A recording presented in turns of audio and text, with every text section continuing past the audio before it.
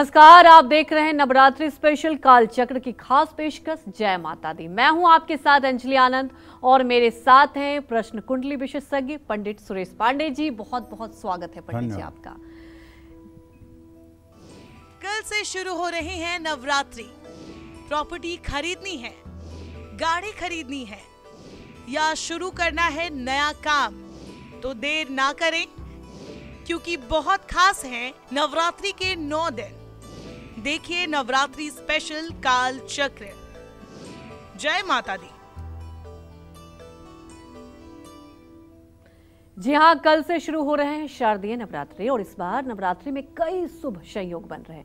नवरात्रि का हर दिन आपके लिए मंगलकारी, शुभकारी और कल्याणकारी हो, इसके लिए पूरे नवरात्रि किस महामुहूर्त में करें घट स्थापना और मां अंबे की पूजा आराधना। साथ ही अगर आप नई प्रॉपर्टी, नया फ्लैट, नई गाड़ी या शादी की बातचीत करने जा रहे हैं तो इस नवरात्रि किस मुहूर्त में करें ये सारे काम, ये बताएंगे प्रश्न कुंडली विशेषज्ञ पंडित सुरेश पांडे जी। और आज नवरात्रि स्पेशल कालचक्र में इस पर हम चर्चा करेंगे, इसलिए कालचक्र की खास पेशकश जय माता दी के साथ पूरे नवरात्र आप बने रहिए और पाइए मां अंबे का महा आशीर्वाद। और इसके अलावा अगर आपका भी कोई सवाल है तो आप हमें फोन कर सकते हैं। हमारा नंबर है 0120-665-2411 और अपनी चर्चा की हम अब शुरुआत करेंगे, लेकिन उसके पहले जान लेते हैं आज का शुभ मुहूर्त। बताएं पंडित जी। 14 अक्टूबर 2023 दिन शनिवार। आज आश्विन कृष्ण पक्ष की अमावस्या तिथि रात 11:24 तक है। इसके बाद शुक्ल पक्ष की प्रतिपदा तिथि शुरू होगी। हस्त नक्षत्र शाम 4:24 तक, इसके बाद चित्रा नक्षत्र शुरू होगा। इंद्र योग सुबह 10:25 तक, इसके बाद वैधृति योग शुरू होगा। आज सर्वपितृ अमावस्या है। आज अमावस्या तिथि का श्राद्ध है और आज शनि अमावस्या भी है और आज सूर्य ग्रहण भी लगने जा रहा है, लेकिन ये सूर्य ग्रहण रात में 8:35 से लगेगा, जो 2:40 रात तक रहेगा। इसलिए इस ग्रहण का भारत पर कोई असर नहीं पड़ेगा, इसलिए भारत में इसका कोई सूतक पातक नहीं लगेगा।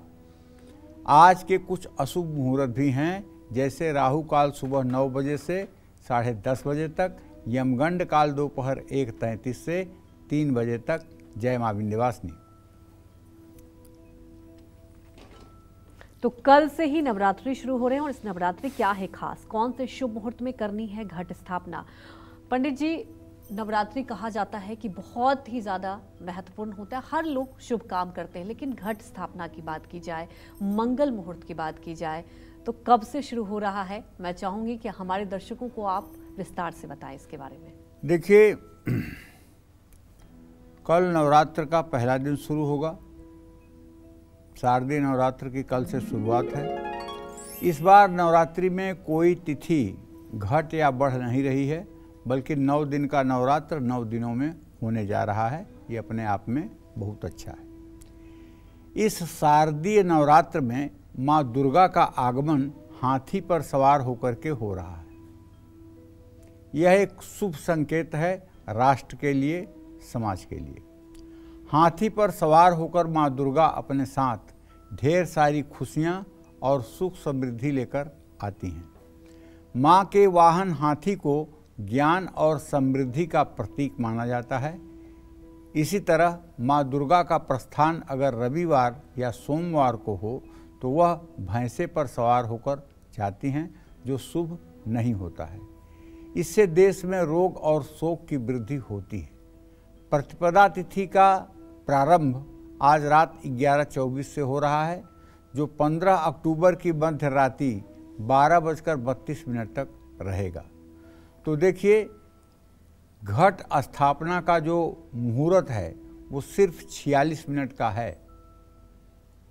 घट स्थापना का जो मुहूर्त है मैं आपको बताना चाहूँगा, कल सुबह 11:44 से कल दोपहर 12:30 तक कलश स्थापना आप कर सकते हैं। ऐसा इसलिए मैं कह रहा हूँ कि चित्रा और वैधृति, चित्रा और वैधृति योग का जब तक संयोग रहेगा तब तक आप घट स्थापना नहीं कर सकते हैं। तो वैधृति योग कल सुबह 10:25 तक रहेगा और चित्रा चाहे जब तक रहे, चित्रा को वैधृति जब छोड़ देगा तो घट स्थापना हो जाएगी।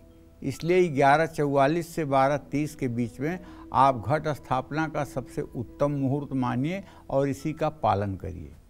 इसके पहले एक ब्रह्म मुहूर्त में भी घट स्थापना की जा सकती है।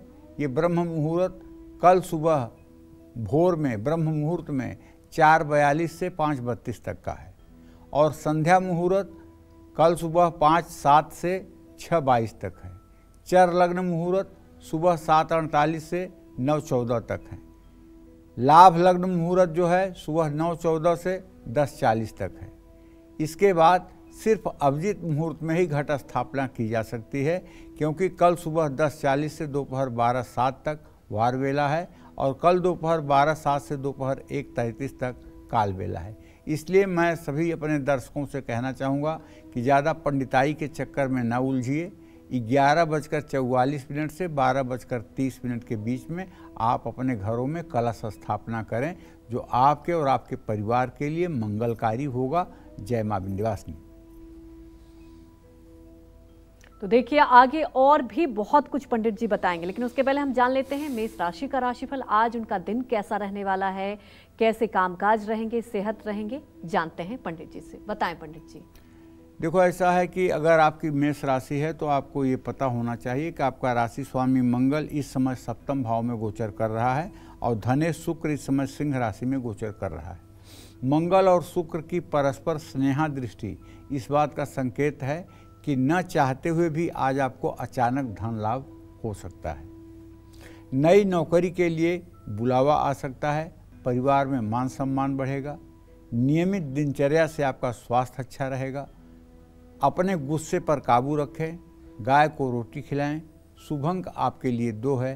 शुभ रंग आपके लिए गहरा पीला है। जय मां विंध्यवासिनी। तो देखिए आगे चर्चा को बढ़ाएंगे और पंडित जी से जानेंगे नवरात्र में कैसे आपको क्या कुछ नियम करना है और क्या कुछ करना है। पंडित जी, अक्सर हमने देखा है नवरात्र में हवन का खास महत्व होता है, तो इस बार की बात की जाए तो कब और कैसे, किस दिन हवन करना चाहिए? पहले तो अपने सभी दर्शकों को बता दूं कि दुर्गा पूजन के अलावा किसी भी पूजन में, चाहे महामृत्युंजय हो, चाहे रुद्राभिषेक हो, चाहे गृह प्रवेश हो, कोई भी पूजा, कोई भी यज्ञ, कोई भी अनुष्ठान दुर्गा पूजा को छोड़कर सब में अग्निवास देखा जाता है। अगर अग्नि का वास पृथ्वी पर है तभी हवन की जाती है, तभी अग्नि प्रकट की जाती है। लेकिन दुर्गा पूजा इस नियम का अपवाद है। दुर्गा पूजा में अग्निवास का विचार नहीं किया जाता है और अग्नि प्रज्वलित करके जब चाहें तब दुर्गा जी के हवन आप कर सकते हैं। तो 15 अक्टूबर को नवरात्रि का पहला दिन है, 16 अक्टूबर को नवरात्रि का दूसरा दिन है, 17 अक्टूबर को नवरात्रि का तीसरा दिन है, 18 अक्टूबर को नवरात्रि का चौथा दिन है। इसी तरह से 19 अक्टूबर को नवरात्रि का 5वां दिन है, 20 अक्टूबर को नवरात्रि का 6ठा दिन है। सरस्वती आवाहन का मुहूर्त सुबह 6:25 से सुबह 8:52 तक है और 21 अक्टूबर को नवरात्रि की सप्तमी और सरस्वती पूजा का जो मुहूर्त है सुबह 6:25 से सुबह 8:17 तक है। 22 अक्टूबर को नवरात्र की अष्टमी की संधि पूजा का मुहूर्त रात 7:34 से रात 8:22 तक है और 23 अक्टूबर को नवरात्रि की नवमी के हवन करने का मुहूर्त सुबह 6:27 से शाम 5:44 तक है। 24 अक्टूबर को विजयदशमी है और दुर्गा जी का विसर्जन है। जय मां विंध्यवासिनी। अब जान लेंगे वृषभ राशि का राशिफल कैसा रहेगा आज उनका पूरा दिन। बताएं पंडित जी। चलिए, वृषभ राशि के जातकों को बता देना चाहता हूं कि आपके धन भाव का स्वामी बुध इस समय पंचम भाव में सूर्य और चंद्रमा के साथ विराजमान है। पैसे की तंगी दूर हो जाएगी भाई। आपका हाथ टाइट है, लेकिन नवरात्र में आप माला माल हो जाएंगे। ऑफिस में आपके काम की तारीफ भी होगी, जिससे आपका मन खुश रहेगा। अपनों के साथ आपको कुछ समय बिताना चाहिए। पाचन से जुड़ी समस्या हो सकती है।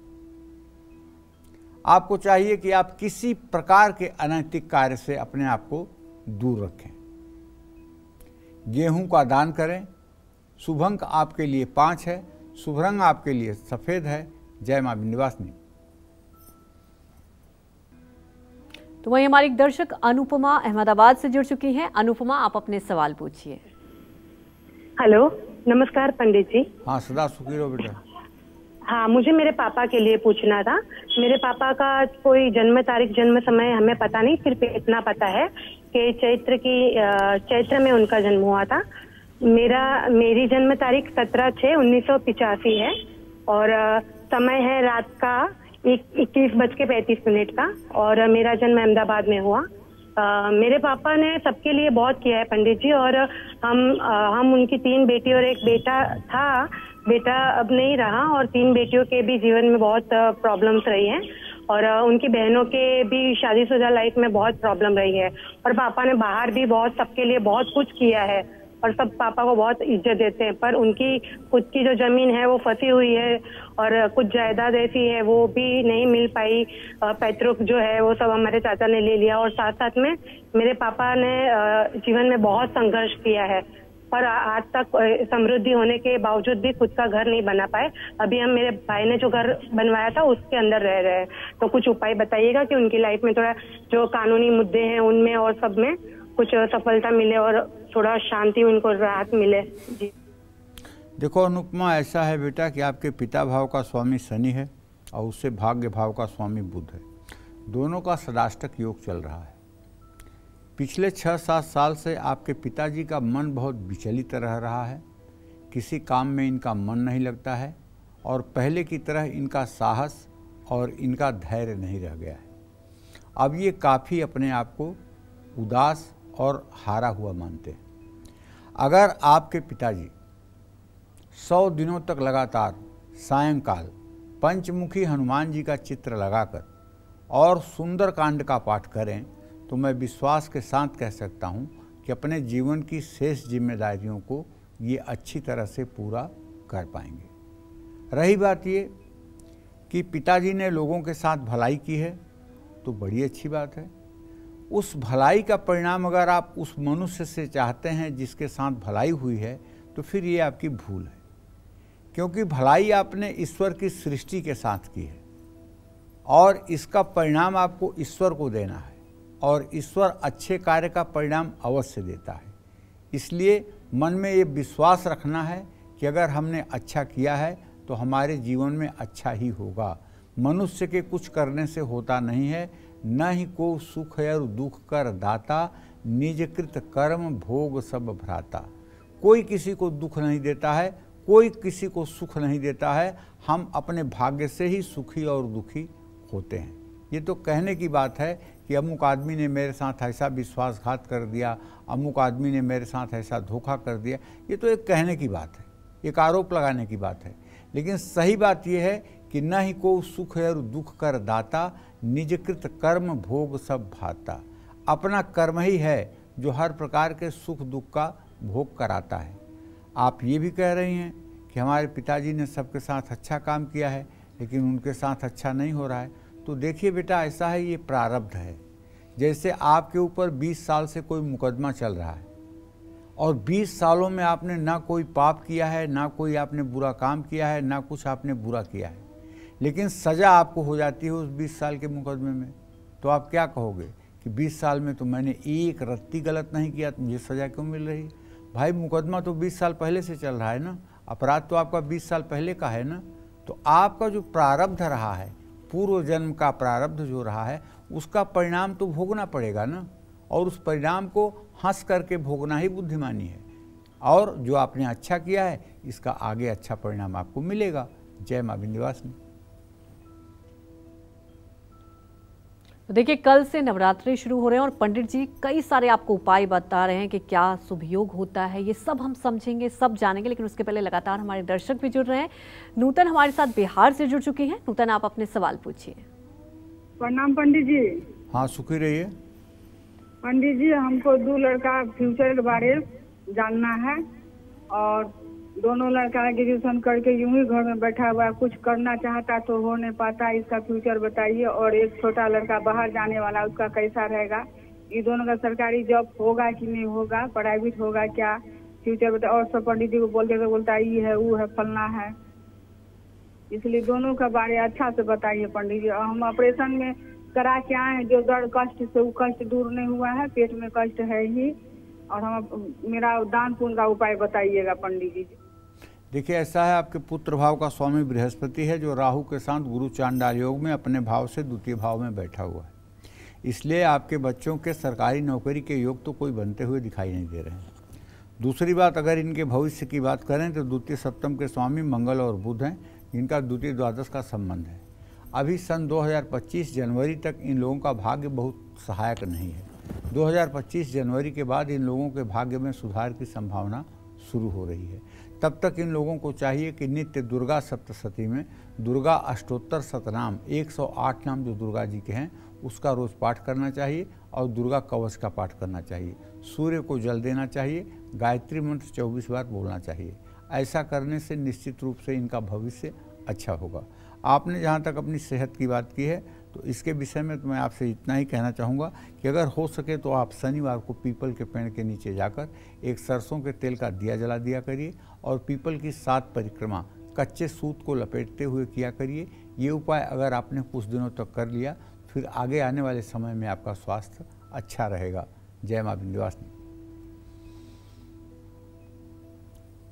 पंडित जी, कल से नवरात्रि की शुरुआत हो रही है और मुझे लगता है लोग सालों इंतजार करते हैं इस पर कृपा पाने के लिए। कल की बात की जाए, कौन से ऐसे शुभ योग बन रहे हैं, क्योंकि कल पहला दिन है, पहली पूजा है, और कौन से ऐसे शुभ काम करने चाहिए? देखो, ऐसा है, ये शक्ति के आराधना के 9 दिन है। कल से नवरात्रि शुरू है। ऐसे में कल नवरात्रि के पहले दिन कौन से शुभ योग बन रहे हैं, इस दिन क्या करना होगा, तो ध्यान से सुनिए। 15 अक्टूबर को वैधृति और बुधादित्य योग बन रहा है। इस योग में सुबह 11 बजे से पहले किसी भी स्थिर कार्य की शुरुआत करना, नई पार्टनरशिप करना शुभ हो सकता है, लेकिन किसी भी तरह की यात्रा नवरात्रि के पहले दिन इस योग में नहीं करना चाहिए। राजनीति से जुड़े कार्यों की शुरुआत भी इस दिन से करना शुभ होगा। 11 बजे के बाद विषकुंभ योग शुरू होने के कारण किसी भी महत्वपूर्ण कार्य को टाल देना चाहिए। जय मां विंध्यवासिनी। हमारे एक दर्शक दिल्ली से तेजपाल जुड़ चुके हैं। तेजपाल, आप अपने सवाल पूछिए। पंडित जी नमस्कार। हाँ, नमस्कार पंडित जी, मेरे 2 सवाल है जी। मेरी उम्र लगभग 53 वर्ष है। सोमवार के दिन अमावस्या का मेरे भविष्य के बारे में बताइए। और मेरी अच्छी जिंदगी नहीं चल रही है। और मेरा एक प्रश्न है, मेरा मोहित है लड़का, 14 दिसंबर 1995 में जन्म है, सुबह के 8:50 बृहस्पतिवार का। अच्छा जी, इनके शादी और इनकी नौकरी के बारे में बताइए। पहले तो मैं आपके बारे में बता दूं कि आपके द्वितीय सप्तम भाव का स्वामी मंगल है, जो बृहस्पति के साथ परस्पर सप्तम है। परस्पर सप्तम का मतलब प्रत्यक्ष बैरा दृष्टि, ज्योतिष शास्त्र में इसको कहते हैं प्रत्यक्ष बैरा दृष्टि। ना तो आपका वर्तमान ठीक चल रहा है, ना आपका भविष्य ठीक रहने वाला है। भविष्य में भी आपको बहुत संघर्ष करना पड़ेगा और अपने उत्तरदायित्व का निर्वाह करने के लिए आपको बहुत कठिन संघर्ष, बहुत कठिन मेहनत करना पड़ेगा। उसके बावजूद भी आप अपने जिम्मेदारियों का सही ढंग से निर्वहन नहीं कर पाएंगे। आपको चाहिए कि अगर आप अपने जीवन को अच्छा करना चाहते हैं तो राम रक्षा स्तोत्र का सुबह शाम पाठ करिए, हनुमान चालीसा का सुबह शाम पाठ करिए। और ये उपाय इस लालच से मत करिए कि महीने 2 महीने में आपकी तकदीर बदल जाएगी। इस उपाय को अगर आप लगातार साल, 2 साल, 3 साल तक करते रहेंगे तो मेरा विश्वास है कि आप इस दलदल से निकल जाएंगे। जहाँ तक बेटे के बारे में आपने प्रश्न किया है तो उसके बारे में तो बस इतना ही कहना चाहूँगा कि आपके पंचम भाव में शनिदेव स्थित हैं, तो बेटे का फ्यूचर अच्छा है, इसमें कोई दो राय नहीं है। दाम्पत्य जीवन अच्छा रहेगा, इसमें भी कोई दो राय नहीं है। लेकिन मन के अनुकूल नौकरी मिलने में उसे भी जनवरी 2025 तक का समय लगेगा। जय मां विंध्यवासिनी। अब जान लेंगे मिथुन राशि का राशिफल, कैसा आज उनका पूरा दिन बीतने वाला है, पंडित जी बताएं। देखिए, मिथुन राशि के जातकों को बताना चाहूँगा कि आपके राशि का स्वामी बुध इस समय सूर्य के साथ और चंद्रमा के साथ कन्या राशि में गोचर कर रहा है। एक तो उच्च का बुध है और ऐसी स्थिति में बुध अस्त है, तो आपको आमदनी का नया जरिया तो मिल सकता है, लेकिन अगर आप नौकरी करते हैं तो ऑफिस में अपने रुके हुए काम को आपको निपटा लेना चाहिए। दाम्पत्य जीवन में खुशियां लौटेंगी। मानसिक स्वास्थ्य का भी ध्यान रखिए। जरूरत से ज़्यादा भावुक मत बनिए। बड़ों का आशीर्वाद लेकर घर से निकलिए। शुभ अंक आपके लिए 9 है, शुभ रंग आपके लिए क्रीम है। जय मां विंध्यवासिनी। तो देखिए, इस बार खास नवरात्रि पर आपको क्या कुछ उपाय करने चाहिए, सब पंडित जी आपको बता रहे हैं। पंडित जी, एक सवाल मुझे लगता है हर लोग जानना चाहते हैं। चैत्र नवरात्रि भी आता है और कल से शारदीय नवरात्रि की शुरुआत है। गुप्त नवरात्रि के बारे में भी बहुत कम लोग जानते हैं कि उसका क्या महत्व है, उसमें कैसे नियम होते हैं, जरा हमारे दर्शकों को ये भी बताएं। देखिए, 4 नवरात्रि होती है जी, जिसमें 2 प्रगट और 2 गुप्त। आश्विन का नवरात्र जो शारदीय नवरात्र है, ये सबसे श्रेष्ठ नवरात्र है जी। और दूसरे नंबर पर सारे नवरात्र आते हैं। ये जो नवरात्र कल से शुरू हो रहा है, ये दुर्गा उपासना के लिए सर्वश्रेष्ठ समय है। दूसरा नवरात्र चैत्र शुक्ल पक्ष की प्रतिपदा से नवमी तक होता है जी। उस समय हिंदू संवत की शुरुआत उसी दिन से होती है। और तीसरा जो नवरात्र है वो माघ के महीने में होता है, शुक्ल पक्ष की परिवा से नवमी तक। और चौथा नवरात्र आषाढ़ महीने की प्रतिपदा से नवमी तक होता है। गुप्त नवरात्रों का दुर्गा साधकों के लिए बहुत महत्व है। जो लोग 9 दिन का व्रत करते हैं और जो लोग केवल पर्व पर दुर्गा की उपासना करते हैं, उनके लिए तो ये दोनों नवरात्र सामान्य बात है जी। लेकिन जो लोग अहर्निश 24 घंटे दुर्गा की आराधना करते हैं, शक्ति की उपासना करते हैं, दुर्गा सप्तशती का नित्य पाठ करते हैं, नित्य हवन करते हैं, श्रीमद् देवी भागवत का पारायण करते हैं, उन लोगों के लिए गुप्त नवरात्र जो है ये वरदान है। तो पंडित जी, गुप्त नवरात्र जो आप बता रहे हैं, तो क्या वो बिल्कुल निर्जला किया जाता है जैसा कि आप नहीं, ऐसा कुछ नहीं है। अच्छा। फलाहारी भी किया जा सकता है। व्रत अगर आप न भी करें तो आप सुचिता पूर्वक भगवती की आराधना करते समय तक आप कुछ न खाएं पिएं, उसके बाद पूजा पाठ करने के बाद आप खा पी सकते हैं। ऐसा कुछ नहीं है कि व्रत करना जरूरी है। जी जी। ठीक है ना। देखो, व्रत के मामले में भी अंजलि जो है समाज में बहुत मतलब एक तरह से ये है ना, व्रत का लोग मतलब समझते हैं उपवास, भूखे रहना। ये व्रत का मतलब होता ही नहीं है। व्रत का मतलब होता है इंद्रिय संयम। इंद्रिय संयम, जो हमें नहीं देखना चाहिए उसे हम ना देखें, जो हमें नहीं बोलना चाहिए वो हम ना बोलें, जो हमें नहीं सुनना चाहिए वो हम ना सुनें, जो हमें नहीं खाना चाहिए वो हम ना खाएं।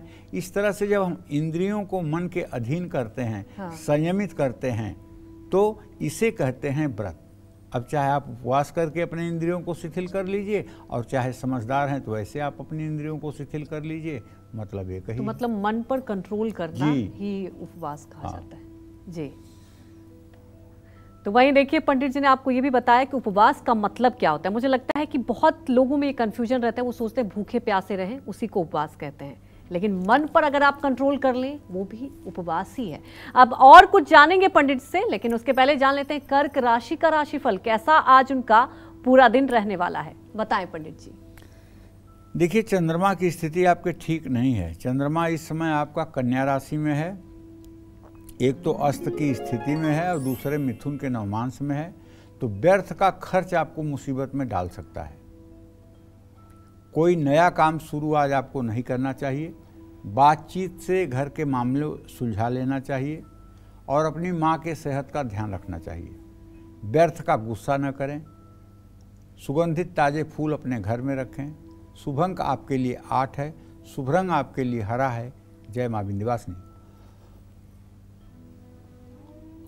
तो इस नवरात्र में कब करनी है शादी की बातचीत, कब गाड़ी और गैजेट्स की करनी है खरीदारी जिससे मिले आपको फायदा ही फायदा, ये सब बताएंगे आपको पंडित जी। लेकिन एक छोटे से ब्रेक के बाद आप बने रहिए हमारे साथ और देखते रहिए कालचक्र की ये खास पेशकश। जय माता दी।